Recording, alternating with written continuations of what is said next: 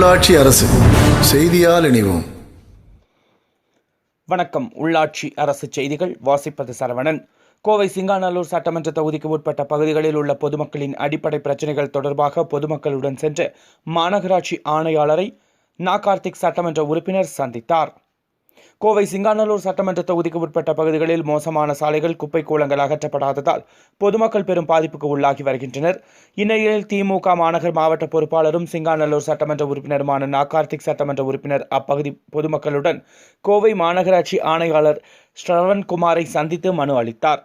இதனைத் தொடர்ந்து அவர் பேட்டியின் பொழுது கூறுகையில், கோவை மாநகராட்சியில் சிங்காநல்லூர் தொகுதிக்கு உட்பட்ட 53, 74, 75, 37, 38, 39, 57, 56, 60, 61 என்ற பல வட்டங்களில் பொதுமக்களுக்கு தேவையான பல்வேறு அடிப்படை பிரச்சினைகளை மாநகராட்சி நிர்வாகம் தீர்க்க வேண்டும் என்று சொல்லி அந்தந்த பகுதிகளில் பொதுமக்கள் கொடுத்த புகார் அடிப்படையில் கோவை மாநகராட்சியின் ஆணையாளரை நேரடியாக பொதுமக்களுடன் வந்து சந்தித்தேன் என்றவர், அதில் குறிப்பாக மிகப்பெரிய அளவில் பாதிக்கப்பட்டிருக்கக்கூடிய பகுதிகள் என்று சொன்னால் 74வது வட்டத்தில் GM நகர், வைரம் நகர், கோட்டைப்புதூர், அதைப் போலவே காந்தி நகர் உள்ளிட்ட பல்வேறு பகுதிகள்.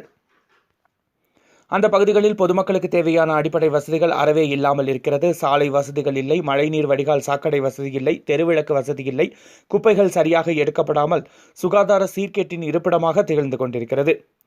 அதேபோல் களஞ்சியம் நகர் பக்கத்தில் ஒரு ராஜவாய்க்கால், மிகப்பெரிய வாய்க்கால், நீண்ட காலமாக தூர்வாரப்படாமல் மிகப்பெரிய அளவில் நோய்கள் பரப்பக்கூடிய ஒரு வாய்க்கால் இருந்து கொண்டிருக்கிறது. அதேபோல் அருகில் இருக்கக்கூடிய 75வது வட்டத்தில் பார்த்தால் காந்தி நகர் 1வது வீதி, 2வது வீதி, அதேபோல் அங்கு இருக்கக்கூடிய பல்வேறு நகர்கள் உள்ளிட்ட பல்வேறு நகரங்களில் சாரமேடு முழுக்க அந்த பகுதியில் பொதுமக்களுக்கு தேவையான அடிப்படை வசதிகள் சரியாக செய்யப்படாமல் அந்த பகுதியில் மக்கள் தொகை பெரிய அளவில் பாதிக்கப்பட்டிருக்கிறார்கள். இது தொடர்பாக 2019ஆம் ஆண்டு ஜூன் மாதத்திலேயே ஒரு கடிதத்தை நான் கொடுத்திருக்கின்றேன். அதேபோல் கடந்த 10 மாதமும் அது குறித்து நான் கடிதம் மாநகராட்சியில் கொடுத்திருக்கிறேன். இப்படி தொடர்ந்து கொடுத்த பகுதியிலும் பணிகள் இதுவரை செய்யப்படவில்லை. அங்கு இருக்கக்கூடிய பொதுமக்கள் இது சம்பந்தமாக மாநகராட்சி ஆணையாளரிடத்தில் எடுத்துச் சொல்லியிருக்கிறார்கள். ஆனால் உரிய நடவடிக்கை எடுக்கப்படவில்லை. அதேபோல் வைரம் நகர் 74ஆம் உக்கடம் நகர் பகுதியில், அதாவது பாதாள சாக்கடை கழிவுநீர் தேங்கி நின்று நோய் வரக்கூடிய ஒரு அபாயகரமான ஒரு அவல நிலை அங்கு இருக்கிறது. அதேபோன்று இந்த மாநகராட்சி பகுதியில் பல்வேறு இடங்களில் சாலைகள் குண்டும் குழியுமாக காட்சியளித்துக் கொண்டிருக்கிறது. அவற்றை உடனடியாக செப்பனிட்டு கொடுக்க வேண்டும் என்று நான் வலியுறுத்தினேன். இந்த மாநகரத்தில் 80க்கும் மேற்பட்ட மயானங்கள் இருக்கிறது. அந்த மயானங்கள் எல்லாமே சுத்தப்படுத்தப்படாமல் முட்புதர்கள் மண்டி கிடக்கின்றன. இறந்தவருடைய உடலை அடக்கம் செய்ய சென்றால் கூட உள்ளே நுழைய முடியாத அளவிற்கு தெருவிளக்கு வசதி, குடிநீர் வசதி இல்லை. எந்த வசதியும் இல்லாத அந்த மயானங்கள் இருந்து கொண்டிருக்கிறது. இதுகுறித்து பலமுறை கடிதம் கொடுத்தும் நடவடிக்கை எடுக்கப்படவில்லை என்று குற்றம் சாட்டினார். நீர்வழித்தடங்கள், சங்கனூர் ஓடை, நொய்யலாற்றின் முதன்மை கிளை ஓடைகள், ராஜவாய்க்கால் போன்றவை தூர்வாரப்படாமல் உள்ளது. சிங்காநல்லூர் பகுதியில் மாநகராட்சி அதிகாரிகளுக்கு தெரியாமல் அதிமுகவை சேர்ந்த நிர்வாகிகள் அவர்கள் பணம் கொடுத்த மாதிரி வந்து வேலையை தொடங்கி வைத்து பூஜை போட்டு ஒரு படத்தை வெளியிட்டிருக்கிறார்கள். ஆகவே அதுபோன்ற மாநகராட்சியின் பணிகளில் அத்துமீறி செயல்பட்ட அந்த ஒப்பந்ததாரர் மீதும் சம்பந்தப்பட்ட அதிகாரிகள் மீதும் நடவடிக்கை எடுக்க வேண்டும் என்று சொல்லி மாநகராட்சி ஆணையாளரிடத்திலே நான் கடிதம் கொடுத்திருக்கின்றேன்.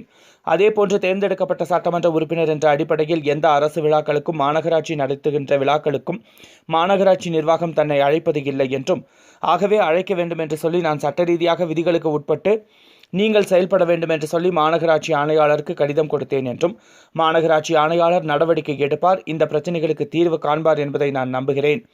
நிச்சயமாக அந்த ஒப்பந்ததாரர் மீது நடவடிக்கை எடுக்க வேண்டும். சட்ட விதிகளுக்கு புறம்பாக அதிமுக நிர்வாகிகளுடன் நின்று புகைப்படம் எடுத்து அந்த அதிகாரிகளின் மீது நடவடிக்கை எடுக்க வேண்டும்.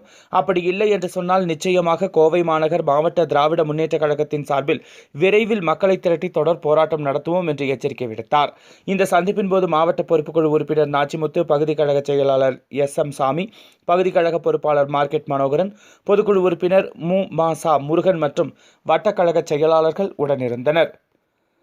செய்திகளை உடனுக்குடன் தெரிந்து கொள்ள உள்ளாட்சி அரசு செய்திகளை சப்ஸ்கிரைப் செய்யுங்கள். தொடர்ந்து பெல் பட்டனையும் பிரஸ் செய்யுங்கள்.